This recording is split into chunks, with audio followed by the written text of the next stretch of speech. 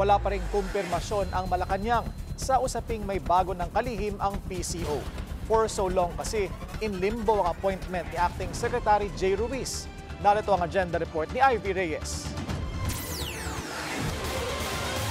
Hindi maitanggi pero hindi rin makumpirma ni Palace Press Officer Claire Castro kung papalitan na ba talaga si PCO Acting Secretary Jay Ruiz. Dahil wala po sa akin pang naibibigay na anumang pong update. At kapag ka po naman ay merong bago, kung meron man po kasi yan po yata ay lumalabas sa mga bali-balita, wala pa po ako makukumpirma kasi wala pa po rin dumarating sa akin kung anuman po yung update. Kahapon, kinumpirma ng isang source sa Billionaire News Channel na tinanggap na ni Corporate Communications Executive Dave Gomez ang posisyon para sa pagkakalihim.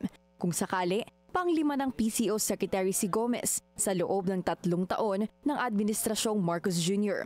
Una ang lawyer at vlogger na si Trixie Cruz Angeles na tumagal sa pwesto ng 4 na buwan. Nag-resign si Cruz Angeles noong October 2022 due to health reasons, pero bypass ang appointment ito at hindi rin na-reappoint ng Pangulo. Pumalit dito bilang OIC si Cheloy Garafil, ang dating Public Relations Officer ni Pampanga Congresswoman at former President Gloria Arroyo. Nitong September 2024, umupo bilang PCO Secretary ang dating Transportation Department Undersecretary at dati ng Chief of Staff ni Manila Mayor Isko Moreno na si Cesar Chavez. Inilipat naman si Garafil sa Manila Economic Cultural Office sa Taiwan. Pebrero ngayong taon na mag-resign naman si Chavez at bumalik sa kampo ni Moreno. Pinalitan si Chavez ni Ruiz na sa ngayon nananatiling Acting Secretary ng PCO. Nauna nang na-bypass ng Commission on Appointments si Ruiz. Nakatakda naman umanong i-anunsyo ang panglimang sekretarya ng PCO sa mga susunod na araw.